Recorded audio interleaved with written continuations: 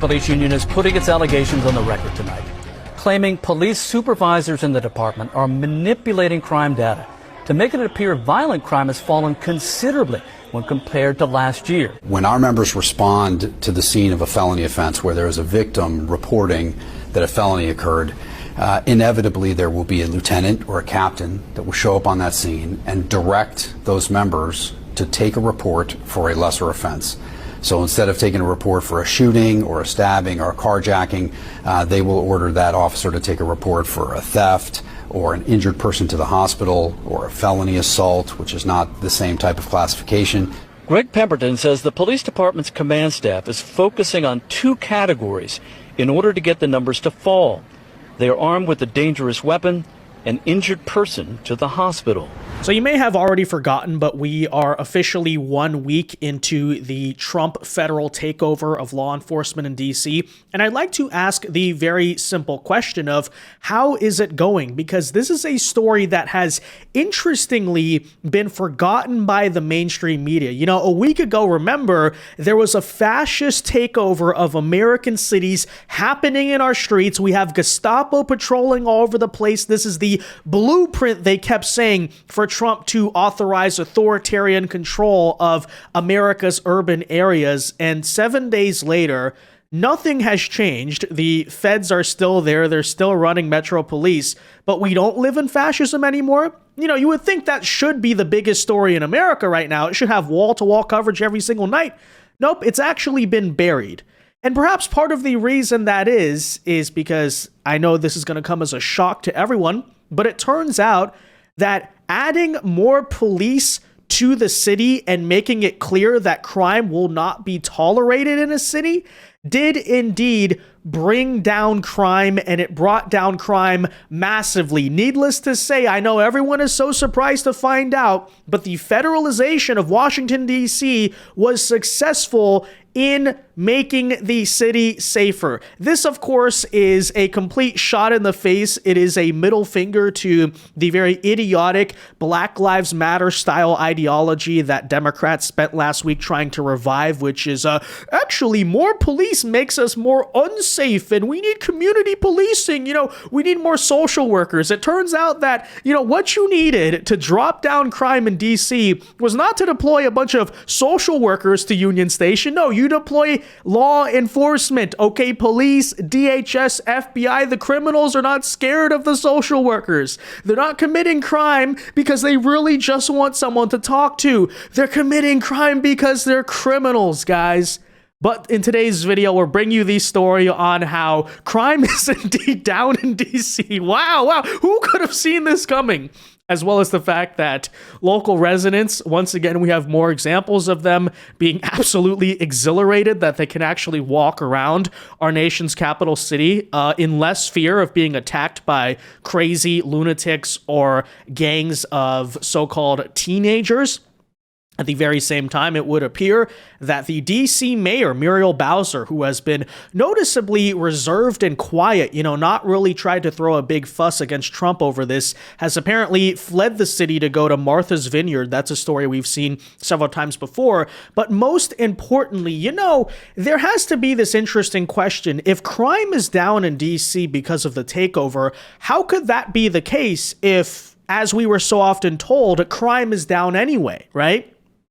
This is the big lie that they kept trying to push in the beginning of the federal takeover was crime is at record lows. And by the way, they don't just say this about DC. Karen Bass says this. Democrats nationwide said this back in the 2024 election. You know, crime is the lowest it was since the 1990s. So completely ignore what you're seeing with your own eyes and the fact that obviously the residents of any major city in America will tell you, no, the nation is not safer than it was, say, just 6 or 7 years ago. Well, of course, that is for the very reason, as we've been telling you for years, but even recently on this DC issue, they are telling you that crime is down because they're intentionally manipulating the crime statistics, right? The stats about crime they're feeding you are completely fake. Well, apparently today, after we brought this up when it came to the DC Police Department, the DOJ and US Attorney Jeanine Pirro have now gotten involved. They have launched the probe into the fact that DC was allegedly manipulating its crime data. This was something that already was being raised by the police union, but we'll bring you both of these stories in today's video as we check in on knock knock, how is DC doing with the feds in control. That said, guys, do us a favor. If you enjoy our content, make sure you hit that like button down below and subscribe to the channel if you are new. Subscribing is not only the best way to support our videos, but it also ensures that you can stay up to date with all of the latest news and coverage. And with that said, so we have the numbers right here, guys, from the DC Police Union. Okay, this is not directly some type of Trump propaganda account, although I'm sure there's where we'll get the numbers from. But anyways, here you go. I'm sure that's what they're going to say about us is what I meant to say there. Okay, here you go. The DC crime since the announcement of federal control versus the 7 days prior. So basically, DC crime this past week versus the week before that. Robbery is down 46%. ADW, which I'm guessing is a form of assault, right? Someone can correct me there, is down 6%. Carjacking is down 83%. Now, keep in mind, guys, right? Again, how could that be? I thought crime was already down. I thought crime is basically not real. So how could you see a massive drop in crime if there wasn't crime anyway? I thought carjacking in Washington, D.C. was a massive conspiracy, despite the fact that the former president, right before this president, years ago, admitted himself on camera that, no, it's a massive problem. And guess what? It's been a problem for decades. Newsflash. Driving home, my staff who lives here in the Hill reminded me, don't stop at a stoplight until I'm out of town.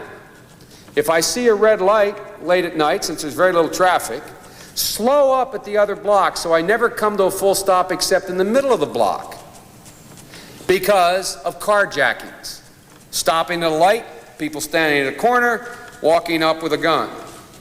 Wow, you know, this guy back in the 1990s actually had some pretty solid ideas when it came to crime and immigration. I truly hope that he doesn't get compromised by the radical left 3 decades later, right? Well, unfortunately, someone did change and did not change for the better, and we know who that is. But that said, some things still never change because currently in 2025, anyone who is a local of the district will all tell you the same thing because newsflash, it is still a massive problem. After all, the very crime that Big Balls, remember Big Balls, that incident, was trying to stop was, guess what? A carjacking. It is extremely common in Washington, D.C. It is not fake. It is not a conspiracy theory. It is not, you just don't read the statistics. No, there's a reason why it's so rampant and why it's down 83% ever since the feds started watching the streets, and they included doing so late at night. That's what we're talking about. Car theft, by the way, Grand Theft Auto, is down 21%. Violent crime is down 22%. Property crime is down 6%. All crimes in general are down 8%.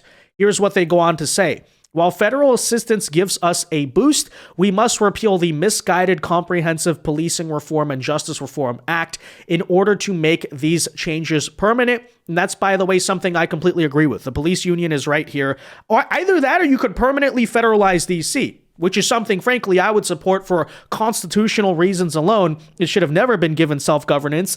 Clearly, every time they're given it, these government bureaucrats just vote for the total destruction and ransacking of our nation's own capital. So, frankly, I think D.C. should be a city that, as it was constitutionally designed, by the way, that represents the will of the nation as a whole, right? It's the federal district, not the will of a couple of crazy bureaucrats. But nonetheless, this is a completely true point.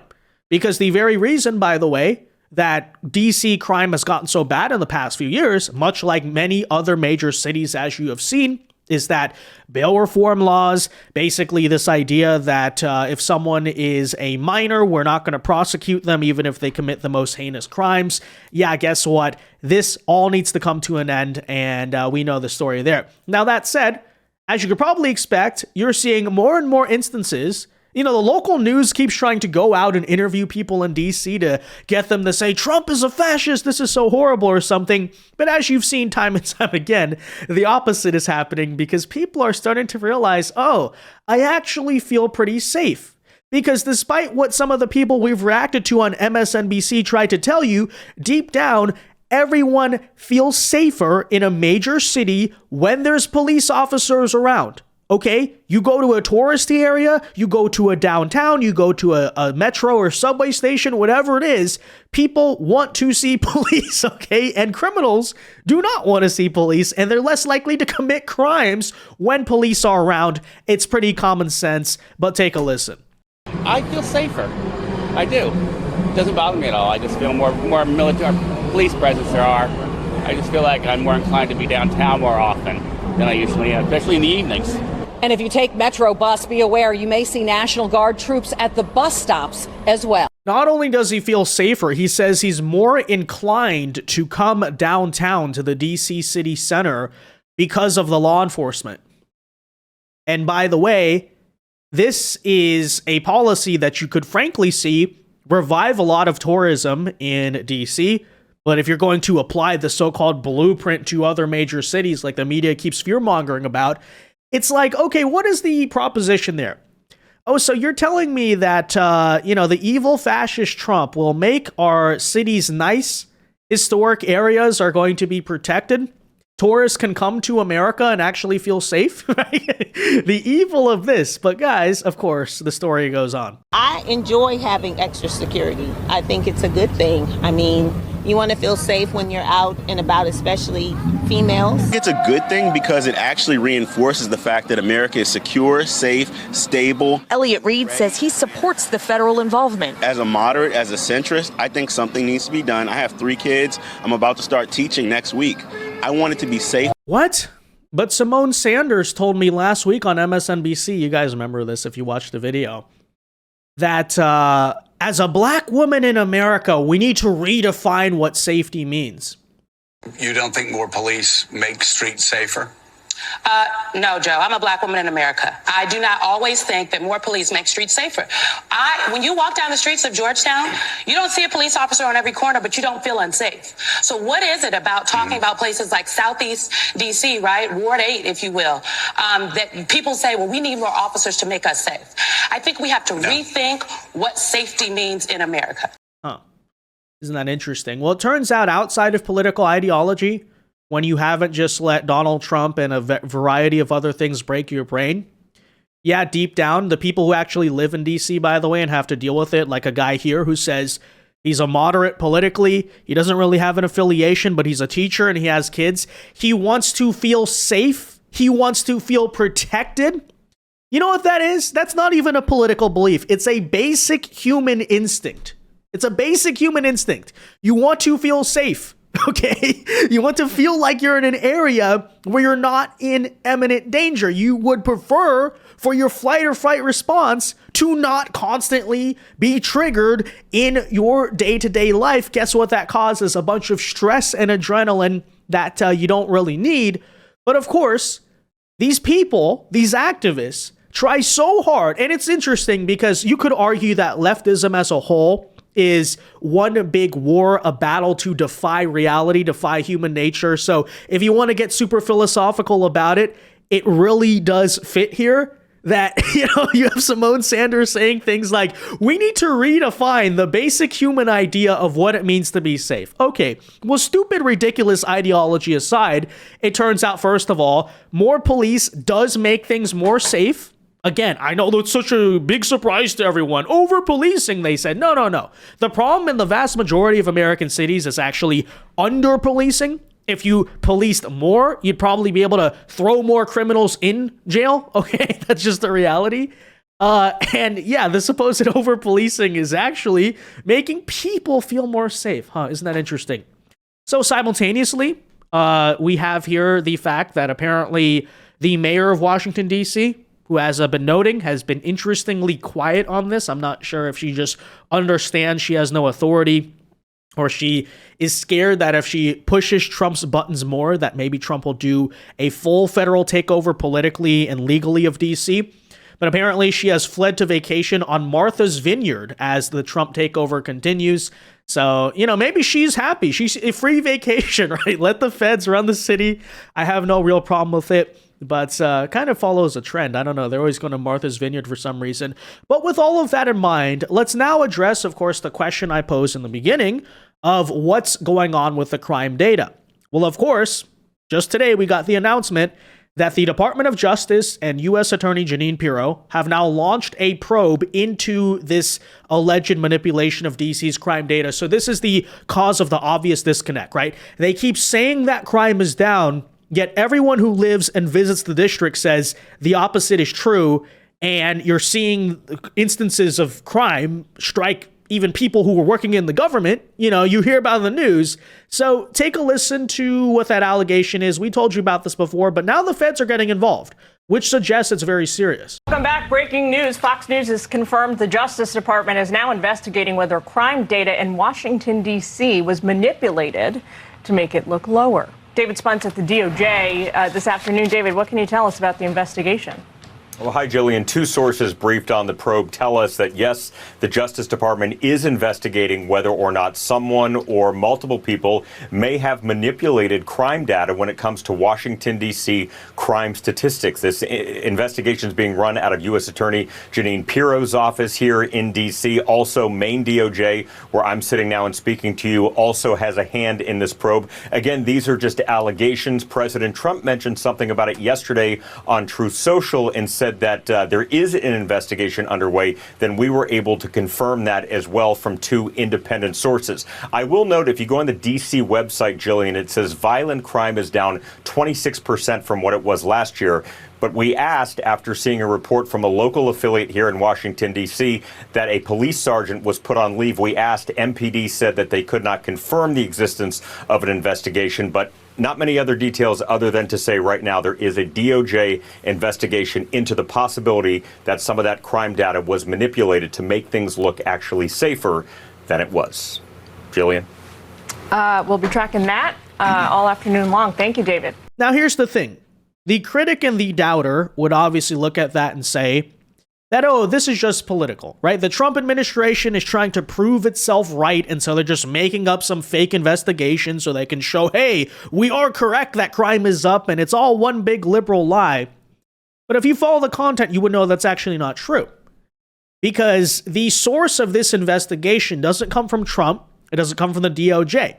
It comes from a July story, actually, before the federalization of D.C. was even announced or planned or anything, where the D.C. police commander was put on administrative leave. They were suspended, actually, for a complaint that they were manipulating the crime statistics, right? Doing so by writing off, for instance, violent crimes as lesser crimes, et cetera, by the D.C. police union. So keep that in mind. This is where that is coming from. It's not the DOJ that started this. The DOJ is getting involved now because it's very serious, and it should be. But this comes from local officials who were accusing this of happening. And by the way, it just makes perfect sense. And did you also notice, too, that even last week when we were listening to the media talking point about this, they never said that murder was down. Did you notice that? They never said murder was down. They never said carjackings even were down. They said that quote unquote violent crime is down. So therefore DC is safe. Well, of course, the reason why violent crime was down is because the DC police commander was writing down violent crimes as non-violent crimes. So things like assault, domestic violence, all these types of crimes were considered non-violent. Take a listen here to the DC police union, the DC police union chief today, as he defends this idea and actually goes through the details of what he's alleging were going on right now in the crime statistics released by the DC Police Department. So can you confirm for us that there have been police officers and detectives and members of law enforcement in DC who on the scene of crimes have been told, yeah, don't write that one down, or don't add that to the list, or put that down as a more minor offense? Absolutely. That's one of the chief complaints of our members when we go around and talk to them, is that they respond to the scenes of these violent crimes. And inevitably, you'll have a captain or a commander or sometimes a lieutenant show up on the scene and advise them to take a report for a lesser offense. One of the things that we see them do often is sometimes there'll be a shooting or a stabbing, and if the victim is uncooperative with the police, which is not uncommon in some areas of the city, they'll be directed to take an injured person to the hospital report, which is not even a crime at all. It's an incident report. Sometimes you'll have a robbery. It'll be reported as a theft. Other times you'll have burglaries that are reported as unlawful entry or thefts. This is something that's been, unfortunately, part and parcel of the police department for some time, and we're very skeptical that these crime stats are accurate. That's extraordinary. What is the motivation? Why are these commanders or higher-ups arriving on the scene during apprehensions and telling police officers to indicate something other than what actually happened at the scene? Well, the only explanation could be to keep the crime stats down, because politically that's expedient for the police department and elected officials in the district. I mean, let's go back to how we got here, which is that in 2020, the D.C. City Council passed the Comprehensive Policing and Justice Reform Act, which was a sweeping piece of legislation designed to hamstring police officers, to reduce the size, scope, and responsibilities of police officers. In addition, it also prevented us from holding criminals accountable even when they're convicted of crimes. And so now here we are 5 years later, the police department with an authorized strength of 4,000 sworn members. We only have 3,180, leaving us with over 800 vacancies for the position of police officer. In order to make up for that gap, the police department uses 2 million hours of mandatory overtime to cover the demand for police officers. And so because of that, crime has skyrocketed in the district. And one of the things that we think is going on in the police department, which who knows how high up that those directives are coming from, is to make sure that these crime stats are reported in the most favorable way possible. Yeah, well, it's of course hysterical because they, first of all, say that Trump's federalization of D.C. is completely unwarranted. And like, why is it unwarranted? Because DC Metro Police can handle it and crime is already down. And then you find out neither, even he pointed out there, right? Neither of those things are true. Not only is crime not down, but the DC Metro Police is actually undermanned, right? They're having to give out thousands of dollars of overtime just to fill their staffing shortages, both of which vindicate the idea that DC, it's not a political maneuver. I mean, I guess to some degree it is, but it's a necessary one, right? To federalize DC. It's a genuine need for that city. That said, none of this should necessarily surprise you, what you heard about the crime statistics, because this follows a trend you've seen in a lot of other major Democrat cities. It's not an issue of just like, oh, one corrupt person or one incompetent clerk putting a clerical error down or something. No, this is literally their ideology. As you saw in California, infamously, until California voters rejected the rule in the 2024 election, what do they do in response to Black Lives Matter? They said, okay, so, we're going to stop the over-policing. So therefore, thefts under $900 will not get prosecuted. So what happened? Everyone was shoplifting. You had the smash and grabs where they'd run off with an entire store, but a bunch of people have them, so nobody has $900 worth of stuff, right? And what is that? That is a form of writing down a crime that's a serious crime to a lesser one. It's part of their ideology. It's part of the so-called criminal justice reform that they've wanted to do. Hence why this should not be seen as an implausible conspiracy theory that the DC police chief or police commander, I should say, here was doing this.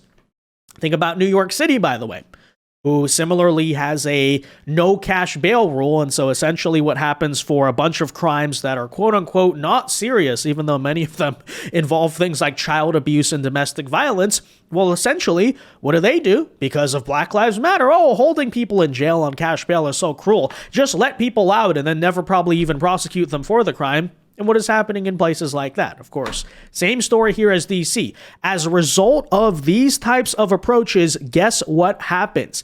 Crime goes up. I know, that's a shocker. When you enable criminals, crime goes up. As it turns out, the issue in America is not over-policing, right? But hey, for instance, if you say to the criminals, you can steal $900 worth of stuff, guess what they're going to do? Steal more stuff. If you say to the criminals that a shooting, even in some cases, is not even considered a crime, insanity, right? Carjacking's not a crime, assault's not a crime. What does that enable people to do? Does it make some type of statement where, oh, the police are off our back, everyone's going to sing Kumbaya because Black Lives Matter won? No, it turns out that communities get terrorized by criminals who commit these very crimes. I know I'm speaking like I'm talking to like a child who's acting out or something, but that's seriously what these people are. It is common freaking sense. It is something, by the way, that most Americans believe, even liberals. Look at what happened in the 2024 election on the local level. Some of those results will shock you. And Democrats, once again, always knowing how to pick them, are choosing the single worst political hill to die on by trying to deny or defend crime. But hey, maybe to some degree, I guess they understand that, hence why they've stopped making this a big issue. But that said, guys, let me know your thoughts on all of this in the comment section down below. Be sure to leave a like on this video, subscribe to the channel if you are new, and until next time, God bless and peace.